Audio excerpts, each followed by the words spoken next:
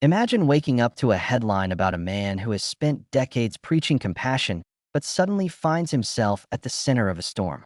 The news drops like a thunderclap. Things aren't looking good for Pastor Franklin Graham. Instantly, you're gripped by curiosity. How did the son of one of America's most famous evangelists go from leading massive relief efforts to facing international scrutiny? What missteps, what statements, what alliances have pushed him into dangerous territory? If you've ever wondered what happens when faith, politics, and media collide, you're about to discover a story packed with high-stakes tension, hidden agendas, and the kind of narrative twists that make you reconsider everything you thought you knew. Franklin Graham grew up in the spotlight. Born in 1952 as the eldest son of Billy Graham, he inherited a pulpit before he could even speak his first sermon. From his earliest days, Franklin watched giants walk the stage: tearful conversions, soaring voices, and million-dollar stadium crusades. When he stepped into his father's ministry, he did more than echo a legacy. He built his own empire. Samaritan's Purse, the relief organization he founded in 1970, rushed aid to war zones, disaster sites, and refugee camps. Millions of hungry mouths were fed, hurricane survivors were housed, and children were given hope under his watch. Yet over the last decade, Franklin's image shifted from humanitarian hero to polarizing provocateur. It began with bold political endorsements, most notably his support for President Donald Trump in 2016. Questions bubbled up. Should a religious leader champion a political candidate? Does faith belong in partisan arenas? Franklin insisted that he spoke up only when moral values were at stake, but critics accused him of trading spiritual authority for political influence. Media outlets splashed his controversial tweets across front pages, and social feeds lit up with debates. Supporters cheered him as a courageous pastor unafraid to confront culture, while opponents labeled him a culture warrior sowing division. Matters escalated when Samaritan's Purse faced criticism for allegedly excluding LGBTQ individuals from certain aid programs. The organization, citing its religious convictions, required beneficiaries to adhere to its moral code. Critics called it discrimination. Defenders said it was consistent with the group's faith-based mission. Churches and partners began reevaluating ties. Headlines shifted from "Graham delivers relief" to "Graham accused of exclusion." International aid conferences nervously discussed the ramifications. It wasn't just a local church dispute anymore. It threatened to undermine global funding, alliances, and community trust. Then came Franklin's remarks on vaccine mandates during the COVID-19 pandemic. As governments pressed for public health measures, he labeled some restrictions an overreach on religious freedom. He posted videos from his North Carolina pulpit urging congregants to resist mandates, framing them as moral decisions rather than medical ones. Thousands followed his lead, refusing shots or choosing to attend underground, pop-up worship services. Medical experts warned that these defiant movements endangered lives. Evangelical networks fractured as some pastors sided with Franklin and others urged compliance. Suddenly, Samaritan's Purse operations in foreign countries faced logistical roadblocks because of quarantine exemptions for his workers, sparking fresh backlash over politicized relief work. International humanitarian awards once celebrated Franklin's decades of service. Now, global leaders asked hard questions. Can a faith-based charity remain neutral when its leader wades into political controversy? Donors paused contributions, demanding accountability measures. Board members convened emergency meetings to discuss reputational risk. Meanwhile, Franklin took to social media and major news networks, doubling down. He framed criticism as religious persecution, painting himself as a modern martyr defending sacred principles. His followers rallied, flooding comment sections with hashtags like #StandWithGraham, while opponents tweeted #TooNarrowLove, accusing him of eroding Christ's message of universal compassion. But what really tipped the scales was an expose by an investigative journalist in a leading magazine. Leaked internal emails revealed Samaritan's Purse executives warning Franklin months earlier about plummeting donor support and strained partnerships. One memo described a leadership crisis, urging him to separate his political advocacy from humanitarian work. Another outlined concerns that prolonged controversy could jeopardize critical operations in conflict zones. The story went viral. As donors and partners watched these internal warnings, trust cracked. Franklin's glowing reputation took a hit deeper than any news cycle could deliver. Everyone saw the lines between faith, charity, and politics blur, and it raised a fundamental question: where do his priorities truly lie? As we dive deeper into this unfolding saga, we'll unpack each key controversy, examine the consequences for Samaritan's Purse, and explore Franklin Graham's next moves. We'll hear from insiders who tried to pull him back from the brink, interview critics who say he's lost his way, and spotlight supporters who believe he's under unfair attack. What drove him to stake his faith on political turf? Was it a strategic crusade or a fatal miscalculation? And what does his story reveal about the balance, or clash, between religious conviction and humanitarian responsibility in a polarized world? By the end of this video, you'll have a clear lens on Franklin Graham's crisis. Not just the headlines, but the human drama behind them. You'll see how a man known for comfort in disaster zones now faces an existential reckoning at home.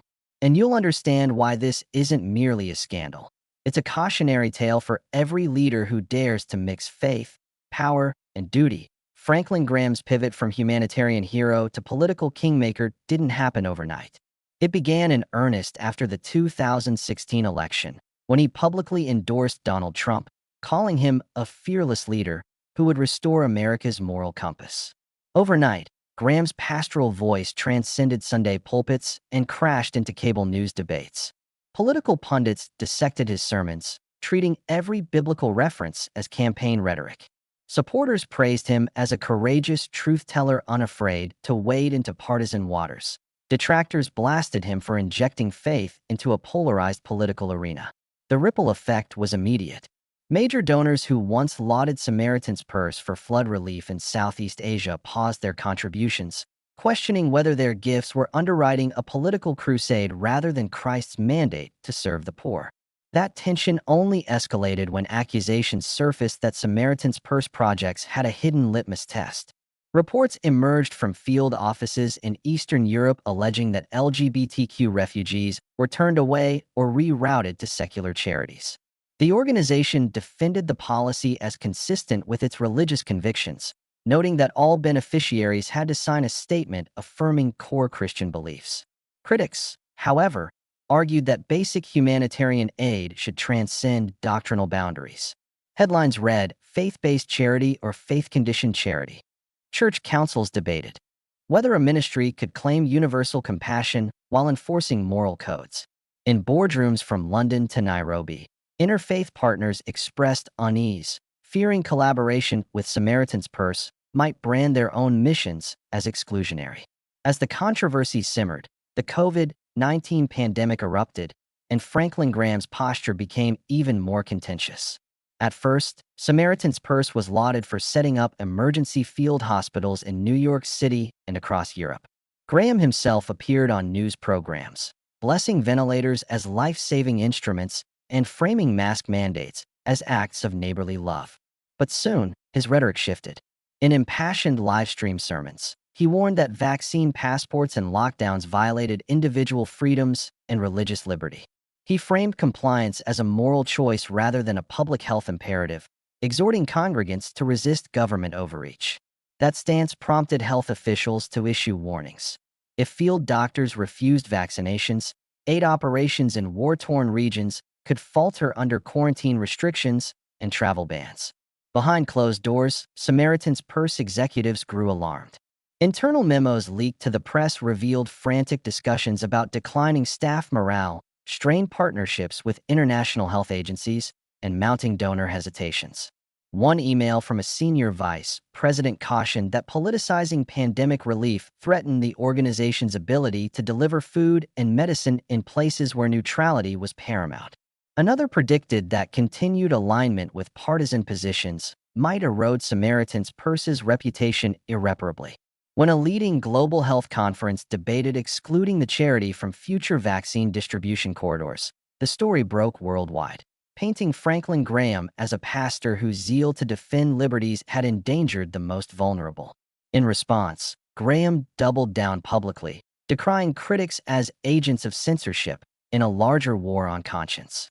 He launched a media blitz, appearing on conservative talk shows and evangelical podcasts, rallying his audience with fiery sermons about persecution. His sons and daughters-in-law defended him on social media, citing centuries-old examples of martyrdom to underscore the stakes. Hashtags like hashtag freedom over fear and hashtag religion under attack trended as supporters shared stories of canceled church services and threatened fines. Yet beneath the fervor, contributions continued to dip. Major foundations requested meetings to discuss safeguards, ensuring Samaritan's Purse would focus solely on disaster relief without entangling itself in culture wars. Then came the bombshell, an in-depth investigative feature in a leading news magazine that quoted multiple insiders alleging a leadership crisis. The article laid bare frank assessments from board members who accused Graham of prioritizing political statements over strategic planning.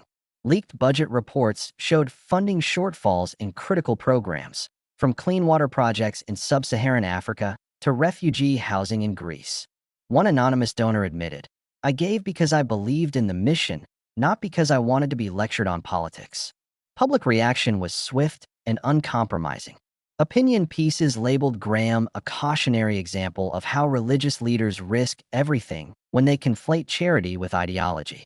Amid the fallout, Samaritan's Purse convened an emergency summit, inviting donors, field directors, theologians, and legal advisors to reassess organizational priorities.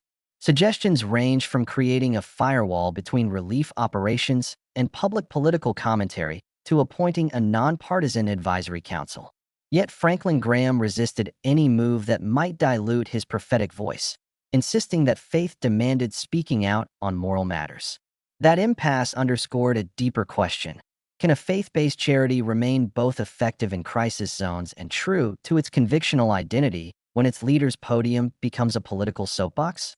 As this drama unfolds, Franklin's next steps will determine whether Samaritan's Purse regains its footing or spirals into irrelevance, overshadowed by controversy rather than compassion. Franklin Graham's controversies quickly spilled over from internal boardrooms to the global stage, forcing government and intergovernmental agencies to reassess long-standing partnerships with Samaritan's Purse. In early 2023, the United Nations High Commissioner for Refugees quietly suspended joint refugee camp feeding programs in Eastern Europe, citing concerns that beneficiaries were being screened against organizational doctrinal statements.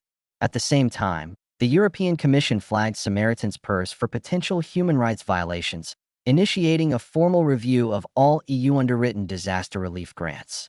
African governments, once eager to welcome Samaritan's Purse clinics to rural communities, began demanding assurances that all aid recipients would be treated without regard to sexual orientation or religious affiliation.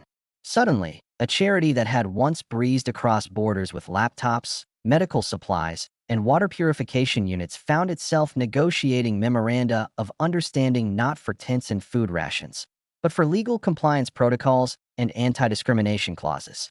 Major philanthropic donors felt the tremors next. Foundations that had provided multi-million-dollar grants for clean water projects in South Asia paused annual renewals, issuing letters that politely but firmly requested an independent audit of Samaritan's Purse's eligibility criteria.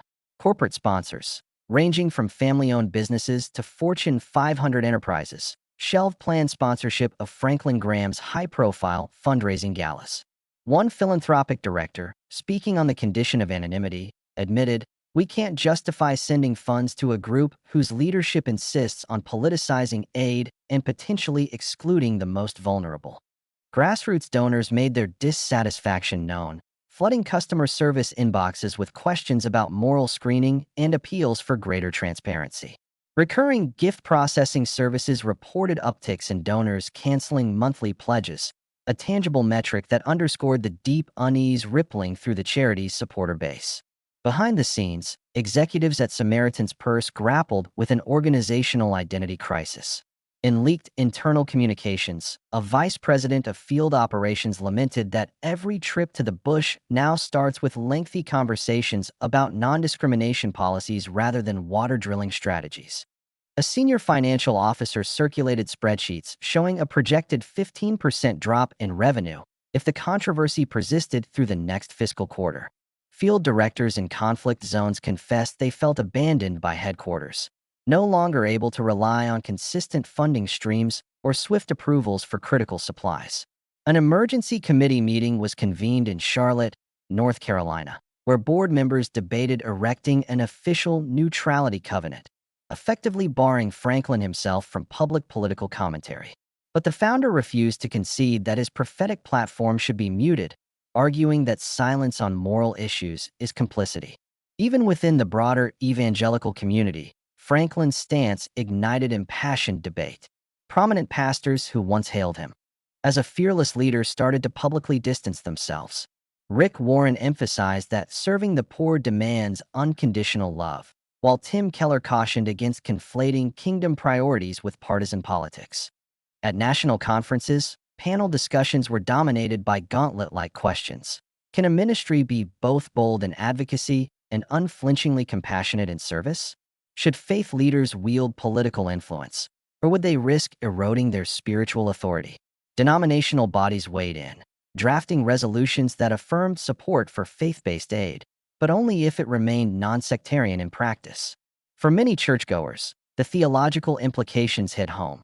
Was Franklin Graham's vision still aligned with Christ's mandate to feed the hungry without prejudice? At the same time, stalwart supporters rallied around his cause. Prayer chains formed in suburban living rooms, while online forums lit up with testimonies of lives saved by Samaritan's Purse.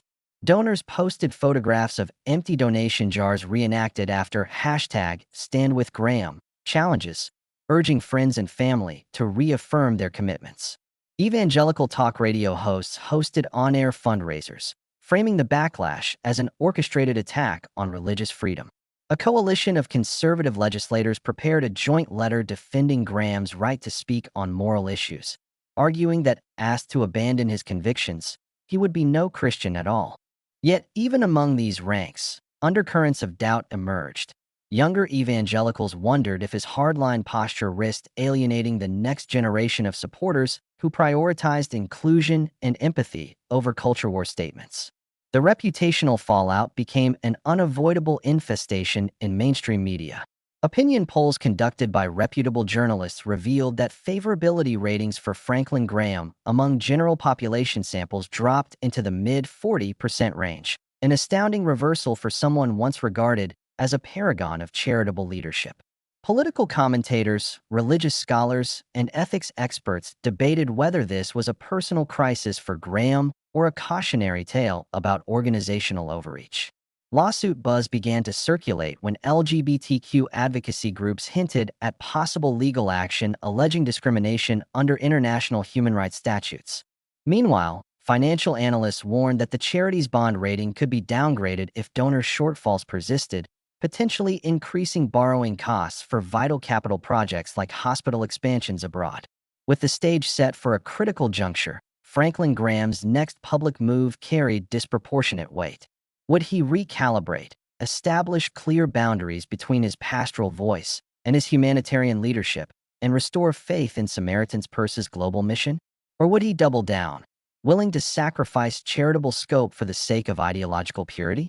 As stakeholders on every continent watched, the outcome promised to redefine not only his legacy, but the future of faith-based aid in an era where politics and religion are inescapably entwined.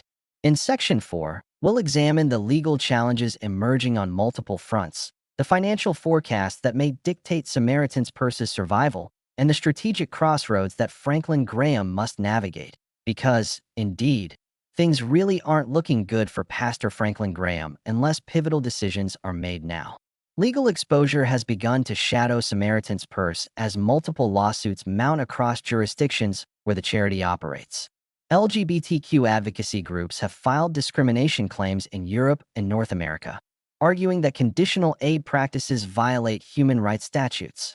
In one high-profile case, an Eastern European refugee couple denied housing assistance has sued Samaritan's Purse under regional anti-discrimination laws, seeking damages and injunctive relief. Simultaneously, a U.S. class action complaint alleges that event attendees at faith-based gatherings were coerced into signing belief statements under duress, raising questions about consent and transparency. These legal battles risk not only financial penalties, but also prolonged injunctions that could block field operations in critical conflict zones. Legal counsel has cautioned that even a single adverse ruling could force expensive policy overhauls at headquarters and local chapters alike. As legal fees escalate, so does the pressure on Franklin Graham to weigh the cost of ideological purity against the imperative to maintain unobstructed humanitarian access. Viewers should ask themselves, can an organization negotiate complex legal terrain while preserving both doctrinal convictions and international credibility? Financial forecasts paint a stark picture if donor confidence continues to wane. Internal spreadsheets reveal projections of a 15 to 20% revenue shortfall within the next fiscal year, jeopardizing core programs such as clean water initiatives, mobile clinics, and refugee resettlement services. Rating agencies have placed Samaritan's Purse's bond outlook on negative watch, signaling potential increases in borrowing costs for capital expansions. Major foundation partners have put grant disbursements on hold pending resolution of dispute over exclusionary aid policies. Retail donors have canceled recurring gifts in significant numbers, citing concerns that their contributions fuel ideological activism rather than neutral compassion. Fundraising campaigns are now being recalibrated to include enhanced transparency measures and commitment to non-discrimination. But such steps risk alienating segments of the ministry's base who insist on unwavering adherence to scriptural mandates. The tension between fundraising pragmatism and doctrinal fidelity is now at the forefront of strategic planning discussions. Board members have convened emergency sessions to explore leadership alternatives. Some propose establishing an independent oversight committee empowered to review every public statement before issuing, effectively drawing a line between personal preaching and organizational policy. Others argue for a leadership transition plan, suggesting that Franklin Graham step aside as CEO to reclaim moral authority without jeopardizing relief efforts. Yet a faction of the board remains fiercely loyal, viewing any diminishment of his prophetic podium as a betrayal of the ministry's raison d'etre. Their position, true charity requires bold witness in every sphere, even if it courts controversy. The board's inability to reach consensus underscores the high stakes. Organizational paralysis could paralyze aid delivery at the very moment global crises demand accelerated response. Financial analysts warn that if donor attrition reaches forecasted levels, Samaritan's Purse may face a liquidity crunch. Reserves earmarked for emergency disaster response could dwindle, forcing postponement or cancellation of critical deployments to typhoon-stricken regions and conflict-ravaged refugee camps. The liquidity risk is exacerbated by potential legal judgments requiring compensation payouts. To bolster cash flow, CFOs are considering issuing short-term bonds or tapping credit lines, options that carry interest burdens and risk straining future budgets. Meanwhile, fundraising teams explore innovative digital campaigns to re-engage lapsed donors, emphasizing universal service and transparency. Yet marketing managers report pushback from grassroots supporters, who view any messaging shift as capitulation. This impasse between financial necessity and theological fidelity places Samaritan's Purse at an existential crossroad: adapt to evolving donor expectations or remain steadfast in mission, even if it means shrinking operational capacity. As tension escalates, Franklin Graham himself faces the ultimate test. He could call a press conference, issue a heartfelt apology, and commit to a revised policy that guarantees non-discrimination while maintaining core beliefs. Such a move might appease international partners and secure a path toward operational stability. Yet he could also choose to stand firm, reiterating that moral convictions must never be compromised, even if it means narrowing the circle of benefactors and beneficiaries. That stance would rally his most ardent supporters, but risk leaving millions without aid. The reality is stark. Pivotal decisions made now will reverberate for years, determining whether Samaritan's Purse emerges as a reformed force of inclusive compassion or a cautionary example of when ideology eclipses mission. In Section 5, we will explore potential scenarios on both paths and assess the likely impact on communities worldwide. The clock is ticking, and with every moment, the stakes grow higher for Pastor Franklin Graham, for Samaritan's Purse, and for the vulnerable lives that hang in the balance. The world watches closely, awaiting whether mission or ideology will shape this chapter in humanitarian history, and whether his legacy will inspire or caution future leaders. Imagine two drastically different roads diverging before Pastor Franklin Graham and Samaritan's Purse. On one path, Franklin steps up to a podium in Charlotte or Washington, D.C., and delivers a carefully crafted apology. He acknowledges the pain caused by exclusionary policies and political entanglements that distracted from the charity's core mission. He pledges to revise aid guidelines, ensuring that every person in crisis, regardless of belief or identity, receives assistance without prerequisite declarations of faith. He commits to a transparent audit by an independent human rights body and invites global partners back to the table. He frames these changes as an act of love, a return to the charity's founding principle that Jesus Christ fed the hungry and healed the sick without condition. Within days, major donors signal willingness to restore funding. Press releases follow announcing resumed partnerships in Eastern Europe, Africa, and Southeast Asia. Field directors breathe easier, confident the next shipment of medicines and clean water filters will reach waiting families unhindered. Legal challenges quiet down as plaintiffs see policy reforms in action, reducing the risk of costly injunctions. Yet some longtime supporters feel betrayed, believing Franklin abandoned convictions for popularity.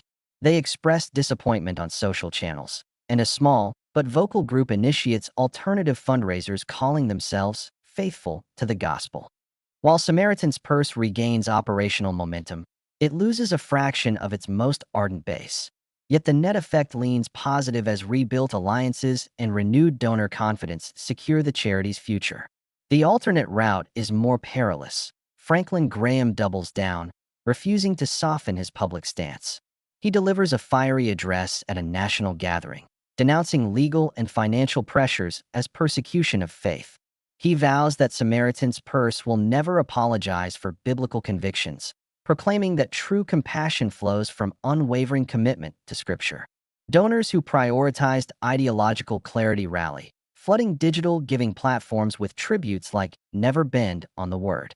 Evangelical media heralds his courage, but global partners and secular funders pull back. Intergovernmental agencies cancel memoranda of understanding, and caseworkers in refugee camps report empty supply caches as logistical corridors close. Lawsuits multiply, with court dates lining calendars from Strasbourg to New York.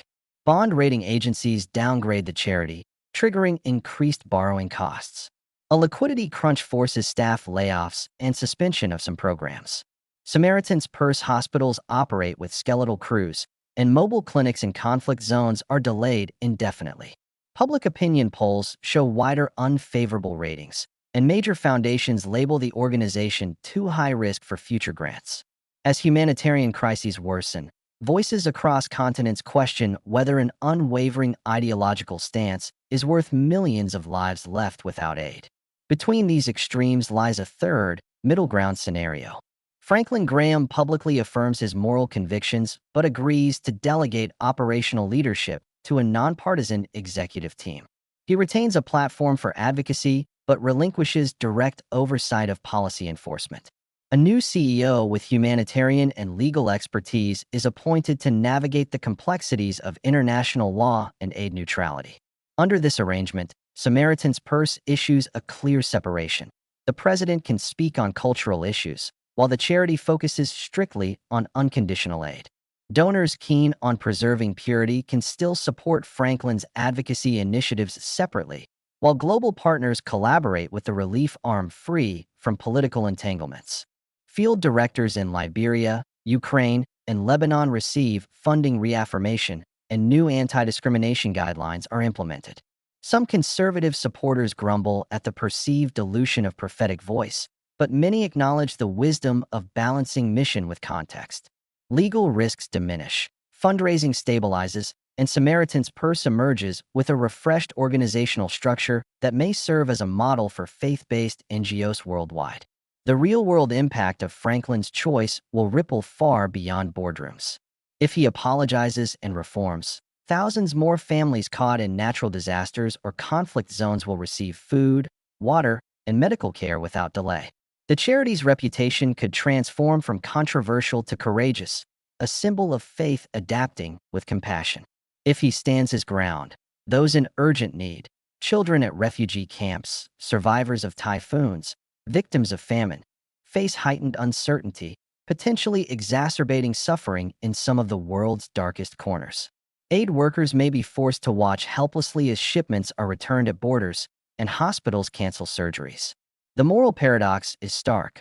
Unwavering conviction might satisfy ideology but risk human lives. In each scenario, Franklin Graham's legacy hangs in the balance. Will history judge him as a visionary who balanced principle with pragmatism, ensuring his father's legacy of unconditional service endured?